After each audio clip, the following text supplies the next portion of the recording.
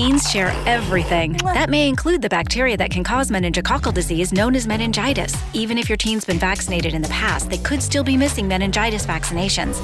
Ask your teen's doctor or visit meningitis.com today. Sponsored by GSK.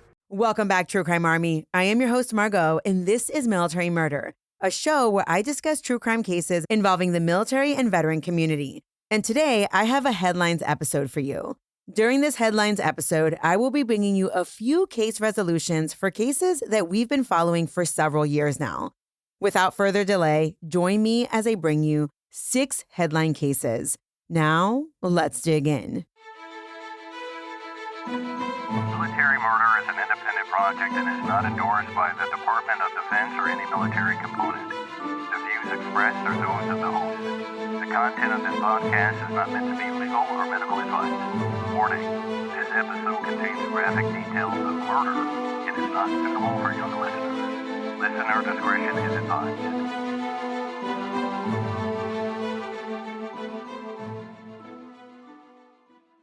Another mass shooting has happened in America, this time at a military base in Georgia. About an hour ago, the military identified the shooter as an active duty Army soldier named Quornelius Radford. They say that he used his own gun to shoot 5 Sentencing day for the Navy sailor who admitted to killing a fellow sailor in Norfolk. We've been covering the case of Angelina Resendiz since she first disappeared a little more than a year ago. Jeremiah Army Copeland National will Guard spend soldier more has than been charged with murder in connection to a shooting at Fort Eisenhower in Georgia. The shooting happened at one of the fort's homes on 20 Saturday. judges keeping a Hillsborough County murder suspect behind bars. Chilling audio was played in court before the man accused of fatally stabbing his girlfriend was denied bond. 35-year-old Kyle Sanchez sat in the Hillsborough County courtroom on Tuesday as prosecutors played 2 911 calls. Our first headline is the resolution of a case out of Fort Stewart. You might recall that in August of 2025, Fort Stewart, Georgia went into lockdown. And it went into lockdown after an Army sergeant opened fire inside his unit, wounding 5 people in a shooting that stunned the military community. This was another story about bravery. You see, the gunman was Sergeant Quornelius Radford, a 29-year-old supply sergeant assigned to the 2nd Armored Brigade Combat Team, 3rd Infantry Division. At the time, authorities said that Radford used a personally owned handgun to shoot 4 fellow soldiers and his then civilian fiancée. The shooting unfolded inside the brigade's headquarters area and lasted only minutes before fellow soldiers tackled and disarmed Radford, likely preventing an even greater tragedy. When the story first broke, investigators struggled to identify a motive. What they did know was that Radford had sent a chilling text message to family shortly before the attack, writing that he loved them and would soon, quote, be in a better place, end quote. Authorities later learned that he had recently been arrested for DUI, though his chain of command reportedly did not know about that arrest before the shooting. After the shooting, Radford was charged with attempted murder, and it was as the case moved toward court-martial that more details emerged. According to prosecutors, the violence began after an argument with his fiancée. Radford then armed himself with his personal pistol and walked through the brigade headquarters targeting members of his own supply section. Trial testimony showed he entered multiple offices and a conference room, firing repeatedly at soldiers he worked alongside every day. One soldier was shot in the face, another was shot in the chest, and others suffered gunshot wounds to the back and abdomen. His fiancée was also wounded during the attack when he followed Radford onto Fort Stewart, believing that Radford was suicidal. Miraculously, all 5 victims survived, although 2 ultimately left the Army because of their injuries. One of the most remarkable parts of this case, though, is how quickly it all ended. Instead of waiting for military police, several unarmed soldiers rushed toward the sound of gunfire. Staff Sergeant Aaron Turner confronted Radford face-to-face, initially just trying to talk him down. When that failed, Turner grabbed the barrel of Radford's handgun while Master Sergeant Justin Thomas helped wrestle him to the ground. Other soldiers immediately began rendering first aid to the wounded. Army leaders later credited those heroic actions with saving lives, and 6 soldiers ultimately received the Meritorious Service Medal for their heroism. Earlier this year, Radford pled guilty to several offenses, including aggravated assault and domestic violence, but he stopped short of admitting he intended to kill anyone. During his plea hearing, Radford testified that his goal was not murder, Instead, he claimed he wanted military police to shoot and kill him during the incident. Well, you don't have to be a genius to realize that if you shoot a gun at a person's face or at their chest, they could die. So the military prosecutor said, "Okay, thanks for your plea, but no thanks." They then sought to prove up the original charges of attempted murder. At the court-martial, prosecutors argued the evidence showed something very different than what Radford was now claiming. They said Radford deliberately targeted leaders within his unit. He moved from room to room, searching for victims, and continued firing until fellow soldiers physically stopped him. The defense acknowledged that Radford was responsible for the shootings, but argued he was experiencing a severe mental health crisis at the time. They pointed to his personal losses, struggles with grief, and his suicidal text messages before the attack. Ultimately, however, the military judge rejected the defense's argument that Radford lacked homicidal intent and found him guilty of attempted murder. The government sought a sentence of life without the possibility of parole, arguing that the attack was calculated and that only the bravery of other soldiers prevented multiple murders. For his part, Radford submitted a written apology to each of the victims, saying that he was grateful they survived and asking for forgiveness. After finding him guilty of attempted murder, the judge sentenced Radford to life in military prison with the possibility of parole. The sentence also included a dishonorable discharge, reduction in rank to private, and total forfeiture of pay and allowances.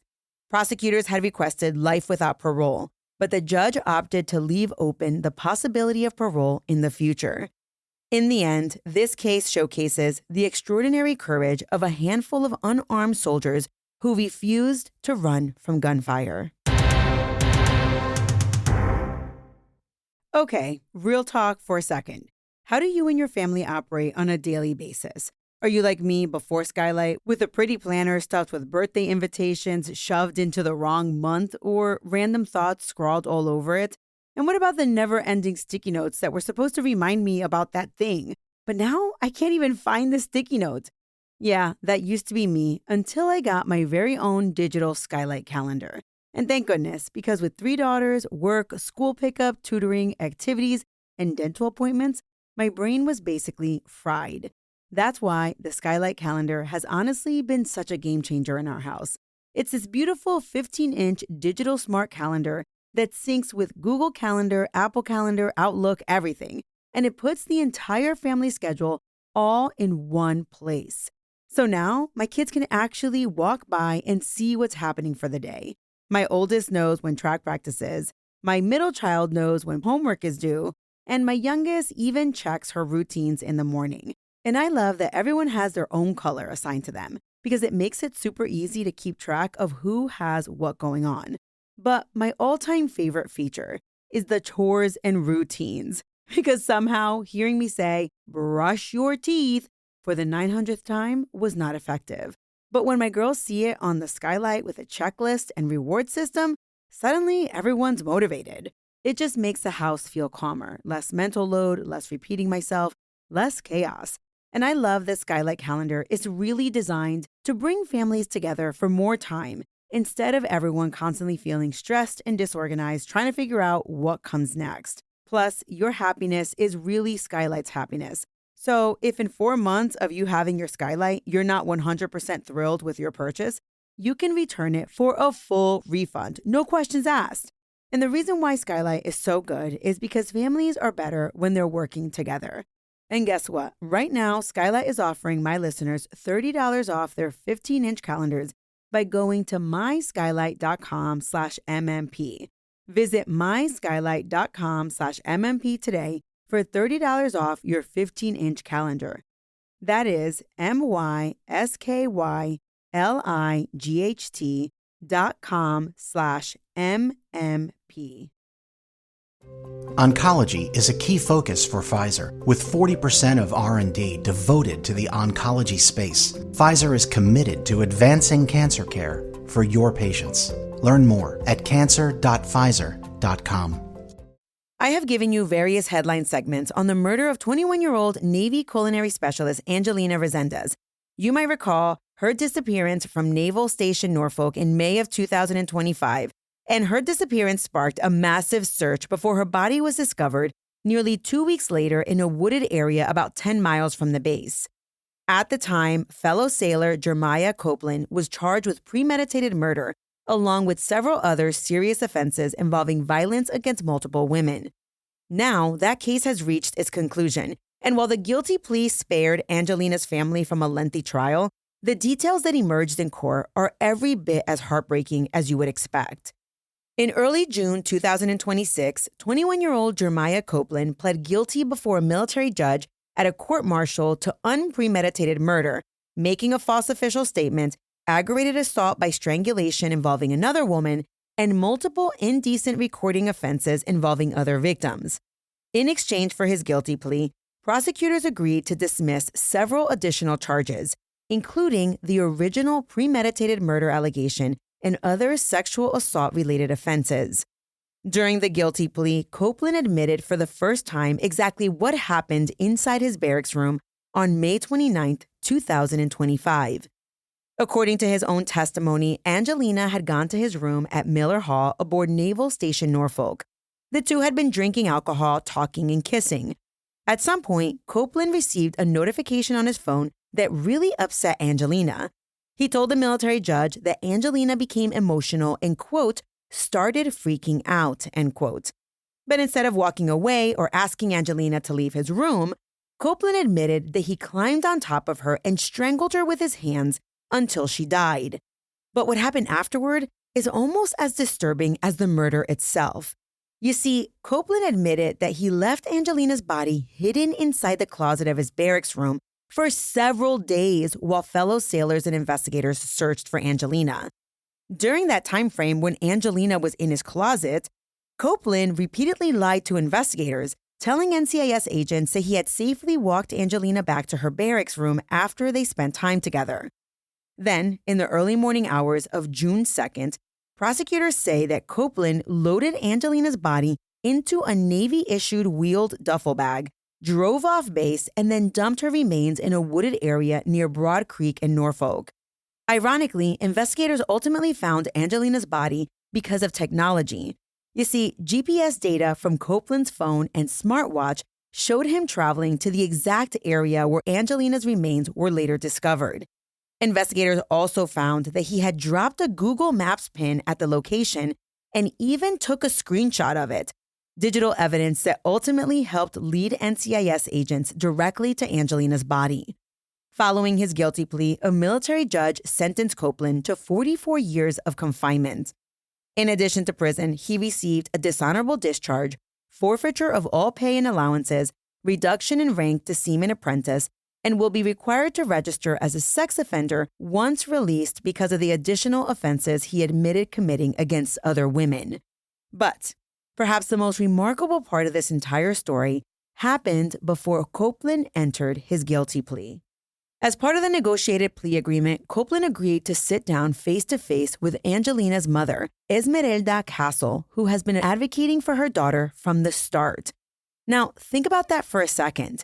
This man who admitted to killing her daughter had to look the mother in the eye before he could finalize his plea agreement.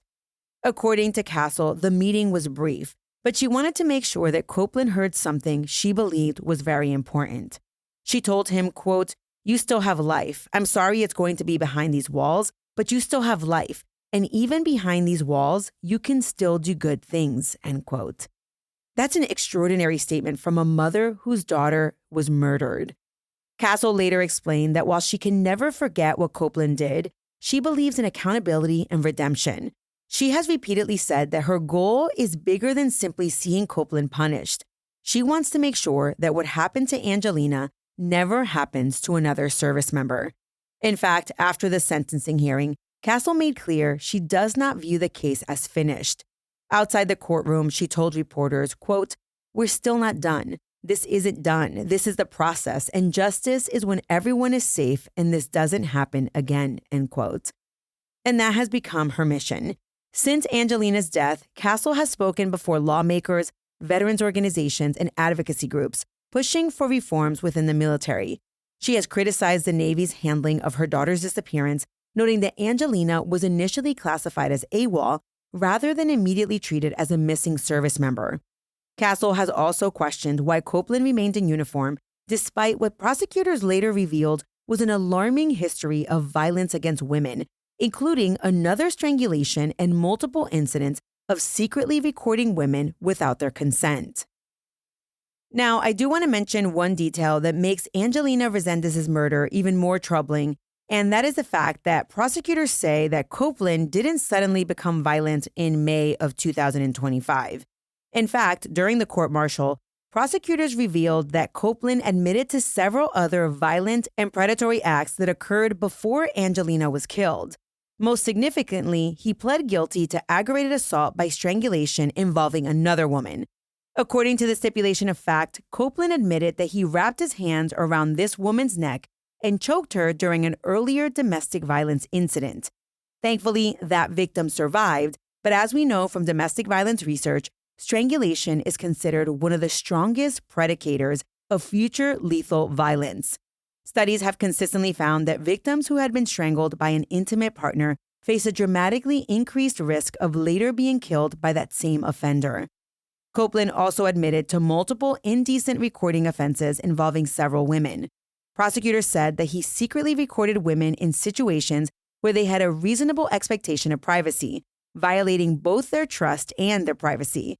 While those offenses are obviously very different from homicide, they paint a picture of someone who repeatedly violated boundaries and exerted control over women long before Angelina's murder.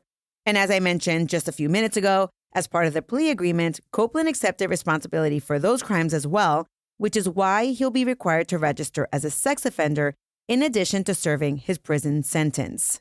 Ultimately, Copeland will likely spend decades behind bars. But for Esmeralda Castle, the sentence alone isn't enough.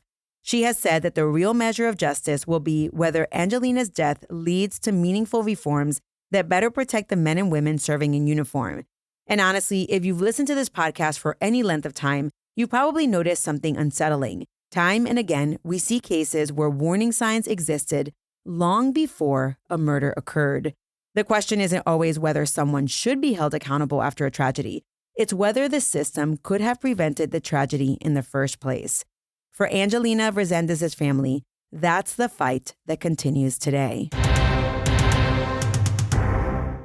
This next case is from late 2024 when a shooting inside Fort Eisenhower, formerly known as Fort Gordon, sent shockwaves through the military community. The victim was Army Sergeant Andre S. Stewart Jr. The man responsible for his death was Natravien R. Landry, an Army National Guardsman who has now admitted in federal court that he killed Stewart. On June 11, 2026, 27-year-old Natravien Landry pled guilty to second-degree murder and using a firearm during and in relation to a crime of violence, bringing the case to a closure without a trial. The shooting happened on the morning of December 14, 2024, at an apartment complex on Fort Eisenhower in Augusta, Georgia. According to federal prosecutors and the probable cause affidavit, Landry had been attending his National Guard drill that morning. During a break in training, he drove to the apartment of his ex-girlfriend, who was also the mother of his child.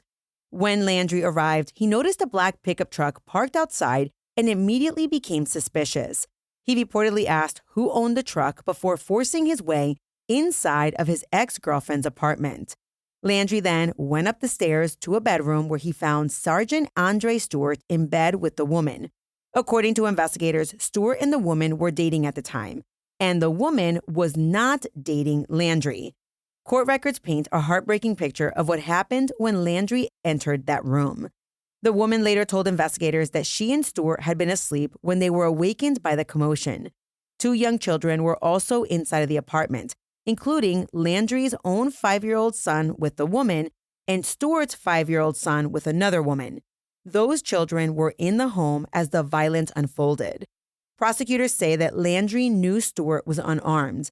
Nevertheless, he pulled out a handgun and fired 1 shot into Stewart's chest. Stewart later died from his injuries. After the shooting, Landry fled Fort Eisenhower and headed west on Interstate 85. About 3 hours later, deputies with the Meriwether County Sheriff's Office stopped his vehicle during a traffic stop. Investigators say that Landry had thrown the murder weapon from the vehicle while fleeing, but deputies later recovered the handgun. Ballistics testing confirmed it was the same firearm used to kill Sergeant Stewart. After being advised of his rights, Landry ultimately admitted to investigators that it was him who had shot Stewart. According to the victim's girlfriend, Landry had become increasingly jealous after learning she was dating Stewart. That jealousy, prosecutors say, ultimately culminated in the fatal shooting inside the apartment. For Stewart's family, the loss was devastating. Shortly after the homicide, Stewart's sister publicly described her brother as having been viciously murdered. She noted that he left behind a 5-year-old son who tragically was inside that apartment when his father was killed. Rather than proceeding to trial, Landry chose to plead guilty in federal court. By pleading guilty to second-degree murder and the accompanying firearm charge, he avoided the uncertainty of a jury trial, but still faces an extraordinarily severe sentence. Federal prosecutors say that Landry faces a minimum of 10 years in prison and up to life imprisonment. As of the latest reporting, a sentencing date has not yet been announced. This case is so devastating, but what gets me even more fired up is the fact that the two kids were inside the home. Stewart's 5-year-old son heard his father be shot, and Landry's son heard his own father become a murderer. That will require lots of counseling for both children. I mean, how can a child reconcile death at such a young age? Now, I did find news reports where Stewart's family mentioned that they want everyone to remember him for his larger-than-life personality. He was very ambitious, and he wanted to build generational wealth for his family. He adored his family, and especially his 5-year-old son. He was working on building something bigger than himself, and he was focused on real estate. But he was also a sergeant in the reserves. He was only 28 years old when he passed away. And we're live from the living room as Doug eyes up the match day spread. He's reaching for the buffalo wing. Perfect! Hang on, what's this? Oh, he's gone for a can of Pepsi too! Incredible! What a finish! Sensational combination! Look at the delight on his face. There's no doubt about it. It just tastes better. Match days deserve Pepsi. Food deserves Pepsi. Grab a pack of Pepsi Zero Sugar for today's match. It's poetry in motion. This next case out of Hillsborough County, Florida, is one that investigators say was captured in part through two heartbreaking 911 calls, one from the victim pleading for her life and another from the man now accused of killing her. Authorities say 35-year-old Kyle Sanchez has been charged with premeditated first-degree murder in the death of his 37-year-old girlfriend, Amanda Roark. The killing happened on June 19, 2026, inside the couple's home in the Tampa area. According to prosecutors, the first call to 911 came from Amanda herself. Court documents say that dispatchers could hear a woman desperately pleading in the background, repeatedly saying, "Please stop. You're killing me." The dispatcher tried to determine what was happening and where officers needed to respond, but the call ended before they could obtain enough information. Because investigators say Amanda was never able to tell dispatchers her address. Then, only about 10 minutes later, a second 911 call came in. This time, it was from Kyle Sanchez. According to the arrest affidavit, when the dispatcher asked what the emergency was, Sanchez calmly responded, I murdered my girlfriend. The dispatcher asked what had happened, and Sanchez allegedly replied that he had experienced a very unfriendly urge and grabbed a knife. He also reportedly told the dispatcher that Amanda was beyond help. When deputies with the Hillsborough County Sheriff's Office arrived at the home, they found exactly what Sanchez had described. Amanda Roark was dead inside the residence. According to prosecutors, she had suffered multiple stab wounds to her upper body, a deep laceration to her neck, and numerous defensive wounds on both hands, indicating that she fought desperately for her life. Investigators also described an extraordinarily violent crime scene. Court documents state that there was blood throughout multiple rooms of the house, including on the walls, doors, furniture, floors. Deputies also observed what appeared to be a bloody handprint on an interior door handle, further illustrating the struggle that had taken place inside the home. Responding deputies found Sanchez still at the residence. According to investigators, he was covered in blood and had injuries to one of his hands consistent with the attack. At his first court appearance, his right hand remained heavily bandaged. One aspect of this case that has drawn significant attention is Sanchez's professional background. According to prosecutors, Sanchez had previously worked as a data analyst supporting operations at MacDill Air Force Base in Florida. Court filings indicate he held a top-secret security clearance during that employment before leaving the position in May of 2026, just weeks before Amanda's death. Public reporting has not indicated that his former employment played any role in the homicide. I should add that originally I thought that Kyle may have been a veteran, but I have not found any other military connection besides that he worked in support of MacDill Air Force Base. As of the latest reporting, investigators have not publicly identified a clear motive for the killing. The arrest affidavit focuses primarily on the physical evidence, those 2 chilling 911 calls, and Sanchez's own alleged admissions, rather than providing details about the couple's relationship or what may have triggered the attack. Following his arrest, Sanchez was booked into the Hillsborough County Jail on 1 count of premeditated first-degree murder with a weapon. A judge ordered that he be held without bond, and as of the latest reports, no plea had yet been entered on his behalf. This next case is out of Joint Base Lewis McChord in Washington, and it is actually very similar to a case I have told you about recently out of Texas. This case involves an Army officer and a secret plan to end a pregnancy without the mother's knowledge. On June 25, 2026, Captain Brandon Jones Adams pled guilty before a military judge to killing his unborn child after admitting he secretly administered abortion medication to the child's mother without her knowledge or consent. Following his guilty plea, the military judge sentenced Adams to 12 years of confinement and ordered that he be dismissed from the Army, which is the officer equivalent of a dishonorable discharge. Now listen, the underlying events date way back to 2024, when Adams, a military officer, and the victim, an enlisted soldier, were in a dating relationship while both assigned to the same unit in Joint Base Lewis McChord. And they continued dating through a 9-month rotation in South Korea. Now, right off the bat, there's an issue with this relationship, y'all, because it's fraternization and it's against military regulations. Officers cannot mess with enlisted members and enlisted members cannot mess with officers. But let's move on. As it goes, the victim became pregnant in May of 2025 while they were both serving in Korea. They both redeployed back to Joint Base Lewis McChord in June, July of 2025. According to the Army, in August of 2025, Adams secretly obtained mifepristone, which is a medication commonly used in medication abortions, and crushed the pills into a drink that he then gave to the victim on August 21, 2025, without her knowledge. The victim had no idea she was ingesting abortion medication, but she did notice after consuming the drink that he made her that there was some sort of residue in her cup. Soon after drinking this, she began suffering severe abdominal cramping and heavy bleeding. She quickly sought emergency medical treatment, but despite those efforts, she ultimately miscarried the pregnancy in her 13th week. At the hospital, she did notify staff of her suspicions of the drink the captain made for her. It should be noted that medical evidence later showed the pregnancy had been viable before she unknowingly ingested the medication. The Army's CID eventually launched an investigation after inconsistencies emerged, and investigators began reviewing communications and other evidence surrounding the miscarriage. According to prosecutors, investigators uncovered evidence showing Adams had researched abortion medications and intentionally acquired mifepristone before secretly administering it to the victim. He acquired the drugs using a fake name. The case ultimately proceeded to a general court-martial at Joint Base Lewis McChord. In June of 2026, Captain Adams pled guilty to killing his unborn child, acknowledging that he intentionally administered the medication without the victim's knowledge and that his actions caused the death of the fetus. Now, one thing I think is important to explain here is how this case was charged.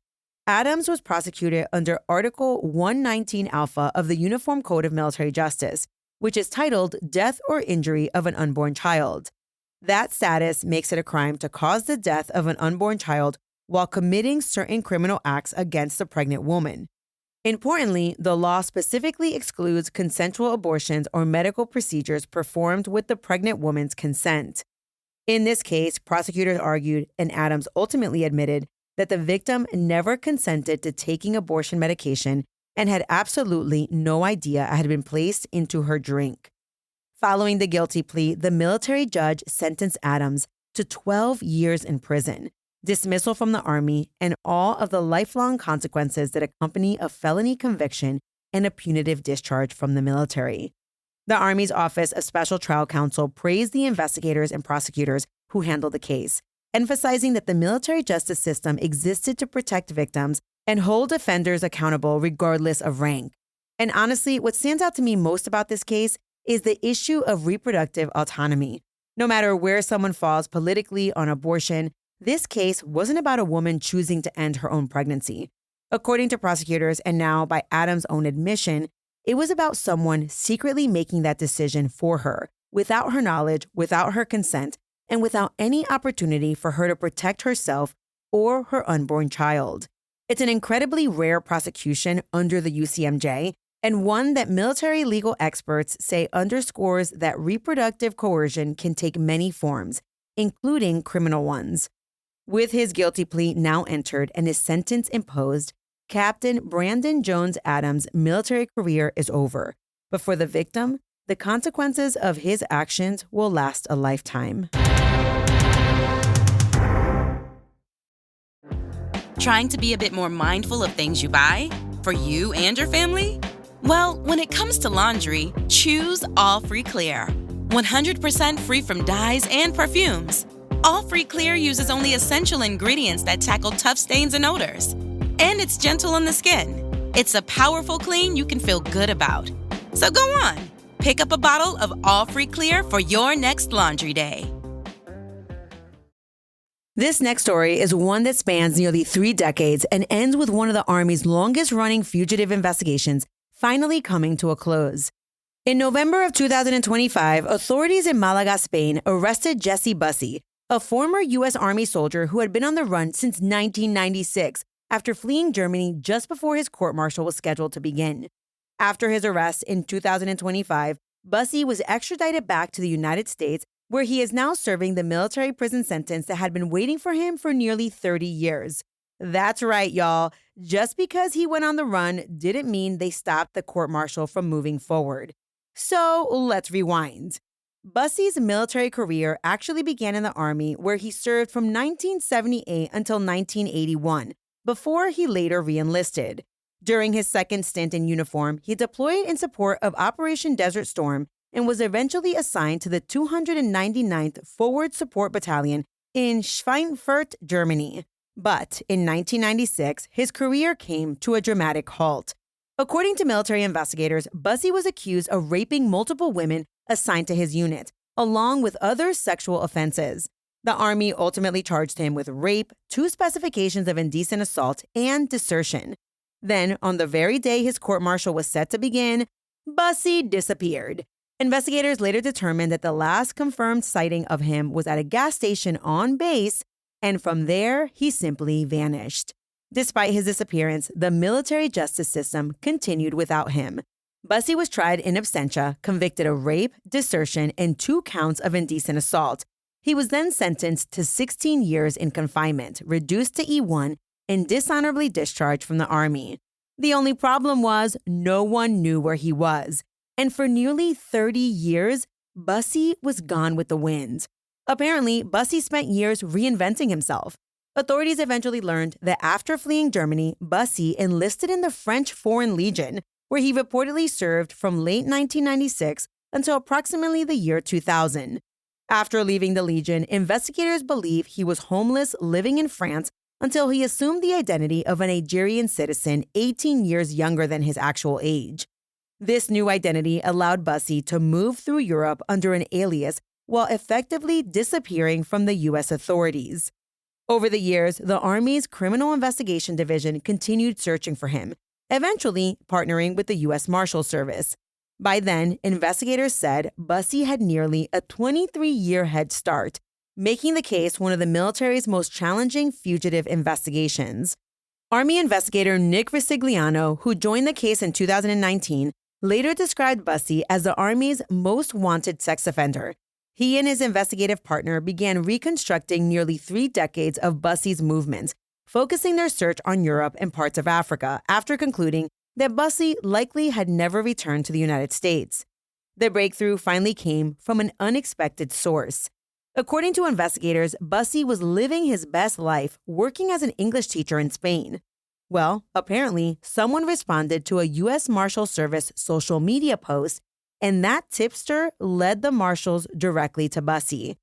Investigators were able to positively identify him in September of 2024. But because of the complexity of international law enforcement and extradition procedures, it took another 14 months before Spanish authorities were able to obtain the necessary arrest warrant. Finally, in November of 2025, Bussey was arrested by Spanish police. He was in his late 60s. After nearly 30 years as an international fugitive, Bussey was taken into custody without incident. He was later extradited to the United States, where he was taken to the U.S. disciplinary barracks in Kansas. That is where he will now serve the 16-year sentence imposed decades ago. For investigators, the arrest wasn't simply about closing an old file. Resigliano later said one of the most meaningful parts of the investigation was being able to contact Bussey's victims and to finally tell them that after nearly 30 years, he had finally been caught. Imagine waiting decades without knowing whether the person accused of assaulting you would ever face justice. For those women, that phone call represented something they had almost certainly wondered if they would ever receive. This case is also a reminder that time doesn't erase accountability. Even after nearly 3 decades, changing identities, joining another military force, living under an alias, and building an entirely new life overseas, investigators never closed the file. And thankfully, because of social media, this guy was busted. And what's even more amazing is that one of the Army's longest-running fugitive investigations has finally come to an end.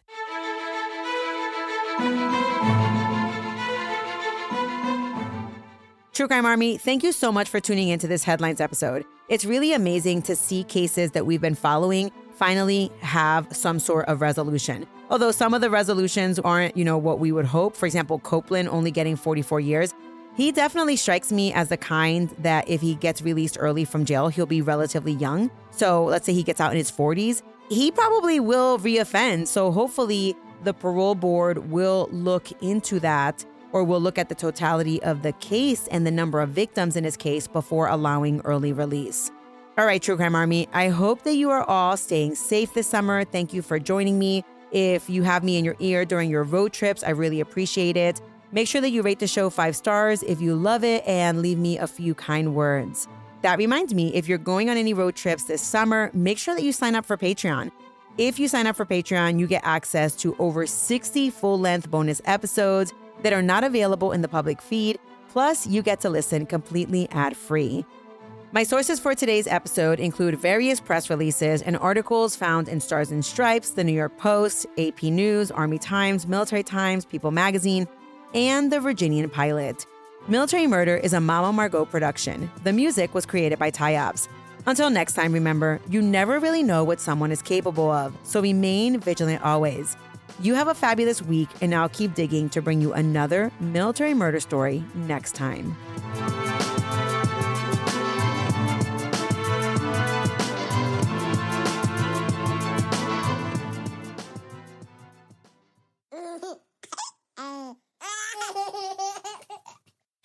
Mama's working on her podcast. I don't want to.